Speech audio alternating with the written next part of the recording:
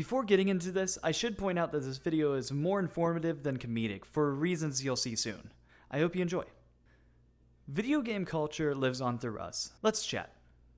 Video games are a part of society as we know it. This form of entertainment was once so simplistic, yet now has exponentially grown into a living, breathing part of society. And with that exponential growth comes a world of creativity for us as individuals to explore. The days of linear shooters are no more and have expanded into a plethora of things such as breathtaking experiences and tactical simulators. But one thing that I believe many do not think of are the overall effects such experiences have on us and the impact they have made, forging its own culture surrounding games. When I think of such a subject, the first thing that comes to mind is a game called TF2. For those who've never heard of it, TF2 is a team-based first-person shooter that requires you and your team to do certain objectives against the opposing team, be it red or blue. 9 different classes that each play a role, such as being a bullet sponge, running faster than light, or simply turtling in the sentry nest till your impending doom uncloaks and ruins your day.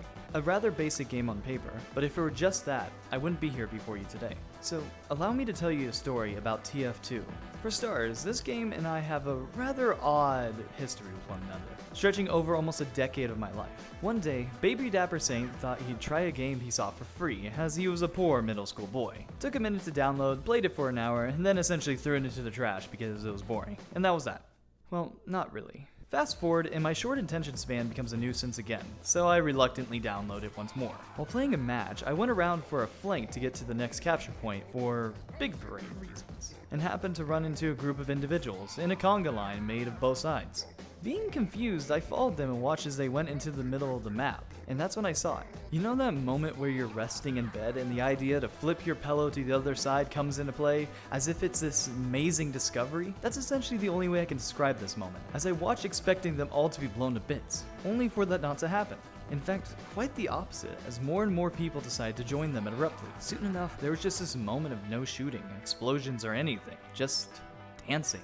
Do-si-dos and rock, paper, scissors broke out soon after for no apparent reason, and it just continued for a bit. This was my discovery of the metaphorical other side of the pillow, as I've never experienced such a thing before, for both sides just to stop everything they're doing to enjoy a moment together, to enjoy what they love together. It wasn't soon after that I discovered the gigantic rabbit hole that is the TF2 community. From short films and animations to simple artwork and remixes of soundtracks, all kinds of community-created content were and still is being made.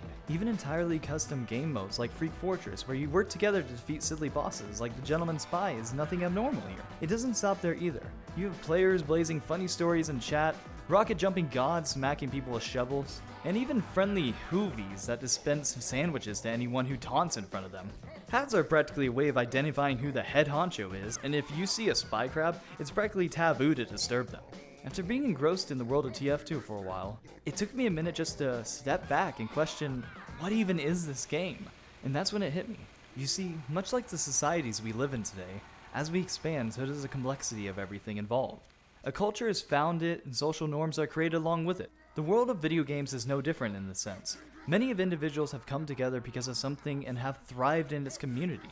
What's even more is that despite the age of such games, the passion from those involved is what keeps it around for so long, and TF2 is a great example of that. Even myself, heck, when I was still practically a fetus, I loved the game so much that I wanted to make funny videos about it. And no, I will never relist these. With all that said, why make this video?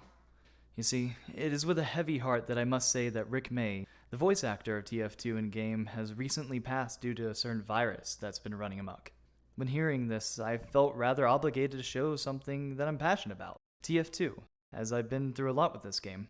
We are affected by numerous things in our lifetimes, and it shows in the individuals that we are today.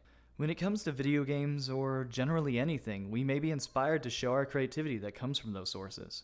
So if there's anything that you care very much about, then I encourage you to spread your creativity, as in a way, it is through us that such things live past their shelf life. Whether it's an old game, or just the fond memories of those that are no longer here. But at the end of the day, all I can really ask of you is that you take care and stay safe out there. You were good, son. Real good. Maybe even the best.